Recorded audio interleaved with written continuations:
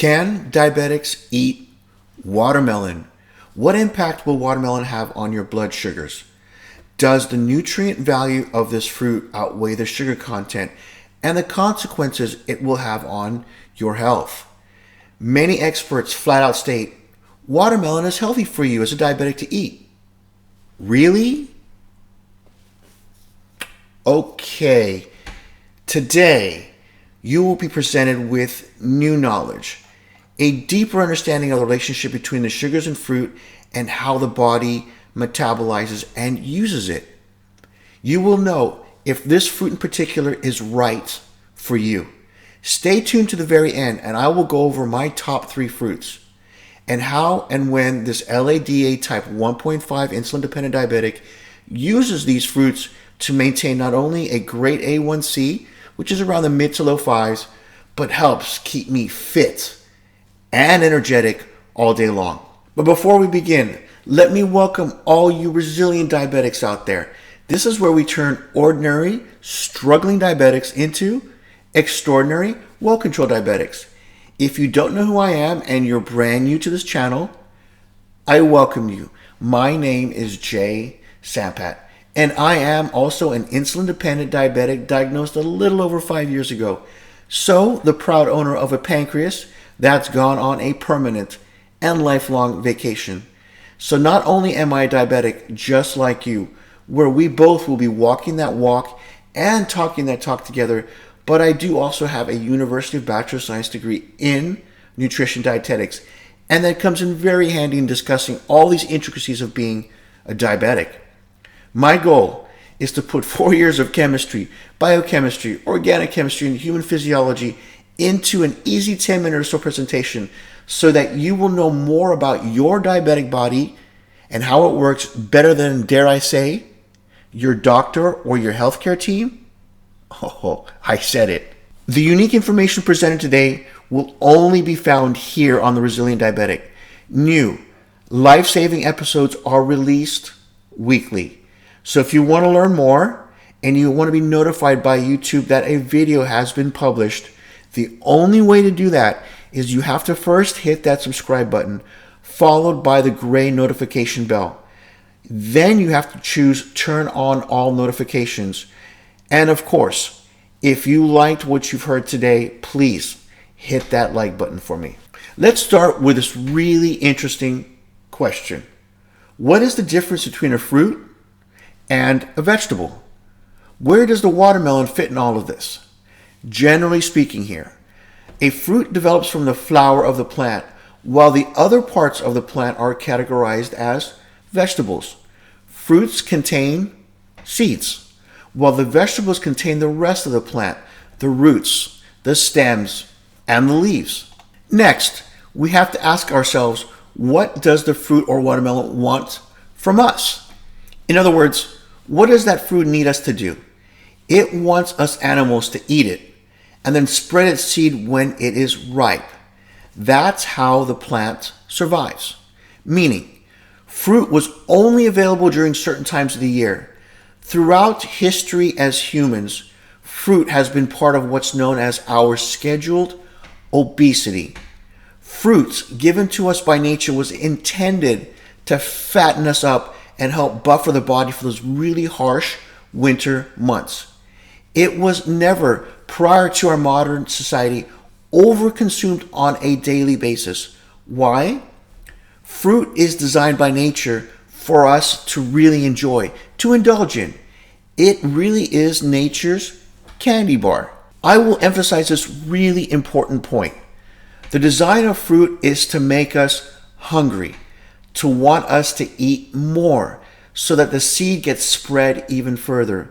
The more you eat, the fatter you get. This was part of the natural cycle of life. Remember I said in previous episodes, sugar is sugar is sugar, regardless of the source, especially for us diabetics. Whether the sugar comes from a can of soda, a cup of brown rice, a bowl of whole grain cereal, or even a watermelon. So now I'm going to put this into perspective for you so that you really understand this very important point. The body contains approximately 5 liters of blood. In that 5 liters of blood, there are approximately 4 grams of sugar, which is actually less than a teaspoon of sugar. Another way to look at this is imagine roughly 3 large 2-liter bottles. And in those large 2-liter bottles, the body only wants 1 teaspoon of sugar at any given time to support all the bodily functions such as power of the brain and the nervous tissue. But this is how tightly the body regulates sugar because it becomes so dangerous and toxic to the body. The American Diabetic Association states someone as being pre-diabetic with a fasting blood sugars of 100 milligrams a deciliter or greater. Guess what? 100 milligrams a deciliter amounts to 1 teaspoon in the blood. So let's talk about the extremes first because this is part of our societal norms. Think about eating that extra value meal at McDonald's. That would come out to about 2 cheeseburgers, a large fries, and a regular soda. That would amount to about 230 grams of sugar, or roughly 46 teaspoons of sugar. Remember, the body only wants 1 teaspoon of sugar at any given time. So that is 46 times the amount of sugar required to maintain healthy blood sugars. What is the body going to do with all those sugars coming in at one time? Anything above 1 teaspoon in the presence of insulin goes towards fat storage. That is, if it's not being used immediately. 1 slice of bread will have 5 teaspoons of sugar. 1 medium apple, for example, will also have 5 teaspoons of sugar. Sugar is sugar is sugar. So we as diabetics face 2 problems. What happens to the diabetic body when there is resistance and or we have insulin secretion problems? That extra glucose floating around is now destroying our bodies. The eyes, the nerves, the kidneys. It's creating massive amounts of inflammation that in the end adds to heart disease. Not to mention the fructose, which is in the fruit. Fructose has to be metabolized by the liver, as we talked about. And if taken in excess, then adds to even more resistance to the body. That is on top of our bodies having to store all that excessive sugars floating around as body fat. So now you're getting the physiological response the body has to sugars and why insulin is so important. It has to drive down all that blood glucose every time you eat a carbohydrate-rich food. But if it's in excess, it now has to store it as body fat to protect the body. This is why, according to new governmental statistics, that 45% of the adult population here in the States are now pre-diabetic. And it's only going to get worse. Our experts, quote-unquote experts, are blaming this on packaged foods and sodas. But what they're not seeing is what you are seeing now. There is really no such thing as a good or bad carb. It's about how much carbs the body needs at any given time. I will set up a playlist for you at the end of this video. In one of the videos, I will go into detail as to where that fat from excessive carbs gets stored and how it is related to all the modern diseases we see today that were not present in big amounts prior to the 1900s. So let's talk about watermelon specifically, because it is our summertime favorite fruit of choice. Watermelon, even though as a fruit, is roughly 90% water, but it is no exception as it does contain natural sugars and other key nutrients. 1 cup of cubed watermelon contains around 50 calories. Watermelon also contains a good amount of lycopene, which gives it that natural red color. Lycopene is a naturally occurring chemical. It's a carotenoid, which is a very strong actual antioxidant that may help reduce the risks of cardiovascular disease. Watermelon is also a wonderful source of vitamins and minerals, and that includes vitamin A, vitamin C, potassium, magnesium, vitamin B6, fiber, iron, and calcium. Because watermelon is over 90% water, it can also aid in keeping the body hydrated, especially during those really hot summer months. What about the glycemic index of watermelon? And I have a whole episode dedicated to the glycemic index and how it failed me as a diabetic. But with this unique fruit, I will add in a new term called the glycemic load. The glycemic index, if you remember, looks at how fast a sugar enters the bloodstream. Each food is given a value between 1 and 100, and the values are determined according to how each food compares to the reference item. And what were those reference items, if you remember? Yes, white bread or sugar. The glycemic load, however, is a combination of the glycemic index and the actual carbohydrate content in a typical serving of food. I have argued that the glycemic load gives a better, more real-world value of how specific foods affects blood sugars. Foods with low or medium glycemic indexes are considered less likely to raise your blood sugar levels, which for me and many of you diabetics out there is simply not true. For me, 25 grams of white rice will raise my blood sugars the same as 25 grams of brown rice, or 25 grams of steel-cut oats, or even 25 grams from a can of soda. The difference is how to account for those sugars when it hits the bloodstream with the proper timing of insulin. Insulin dose basically remains the same. Watermelon is a good example of this problem. Watermelon's glycemic index is 72. That's high, so it comes in the bloodstream really fast. But because of the water content, the glycemic load of 1 cup of watermelon is around 9, which is incredibly low. Since 1 1/4 cup diced of watermelon contains around 15 grams of carbohydrates, it is the same as a small fresh fruit such as half a banana or 1 cup of berries. So, is watermelon your friend or your foe? Is a candy bar any better or worse for your health? It is first based on how it is marketed, and marketing is everything these days. Fruits throughout history has been seasonal, and we've talked about this, but in today's society, it is heavily marketed as local and fresh. Really? So all the fruits you see in your grocery store grow year-round where you live?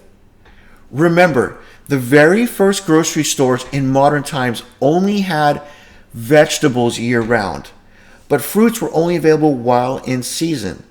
So obviously, many of the quote fresh fruits that you see around you are actually from foreign countries. So one point I want to make to you that you have to take into account. You can't be sure what other countries' regulations are for pesticides, herbicides, and fungicides.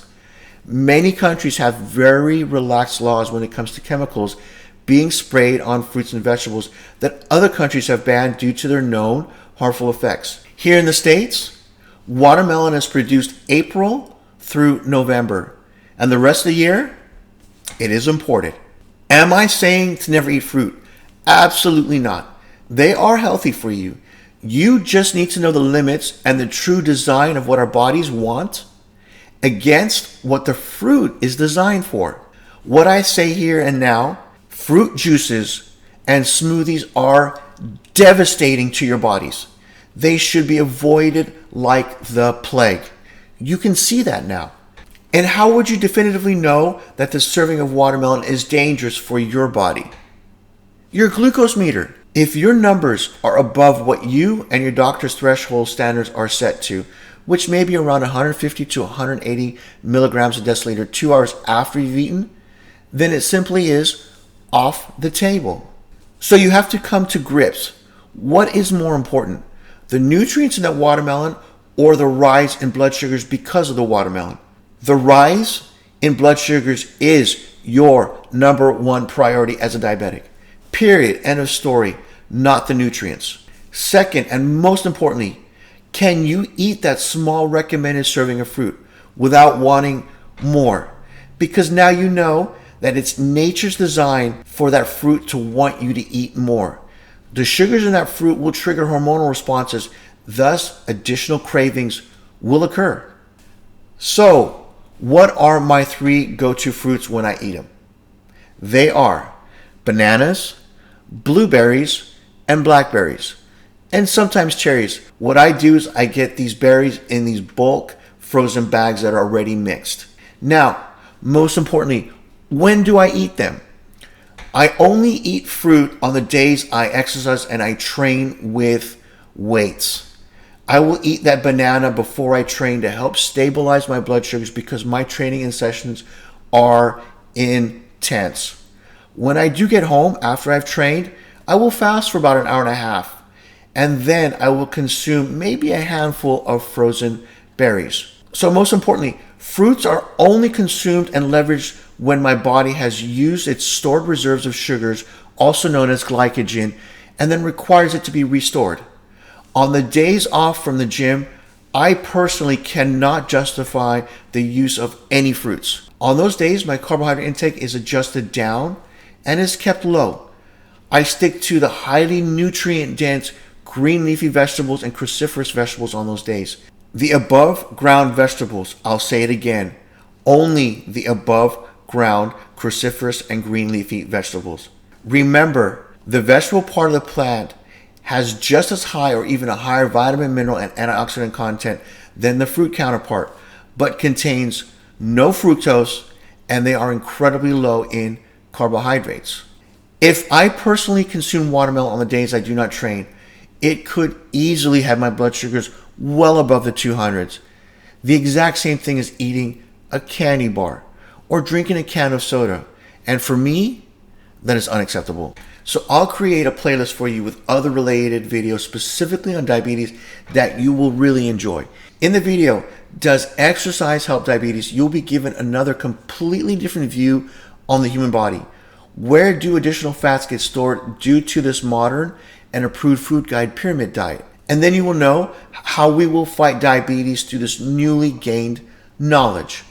I've said in previous episodes, being diagnosed as a diabetic could be a blessing. How so? I will explain that today. In the video, Best Exercise for Diabetics, I will cover which exercise will help in controlling blood sugars the best, and at the same time drastically improve your health by burning all that stored body fat that causes insulin resistance. If you're on your desktop or laptop, use that mouse to click that box. If you're on a mobile device, tap that with your fingers. So, have a great and productive day, and we will see you soon with another new episode. Like I've said, are always released weekly. Bye for now.